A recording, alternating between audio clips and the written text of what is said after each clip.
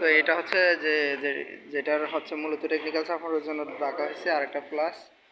এটার ওনারা একটা প্রশ্ন করছিল যে এটার সাথে একটা যে রেডিও সিঙ্ক কভার থাকে ওটা ওনারা পায় নাই, এটা বলতেছে। তো আমাদের মূলত এই প্লাস ট্যাঙ্কটার সাথে এখানে রেডিও সিঙ্ক থাকে না। তো ওনাদেরকে এটা আমি সাজেশন দিয়েছি যে এখানে পোল দিয়া জাম দিয়া হচ্ছে পুটিং করে দিবে যাতে নিচে না পড়ে যায়, ওইভাবে বুঝিয়ে বলা হয়েছে।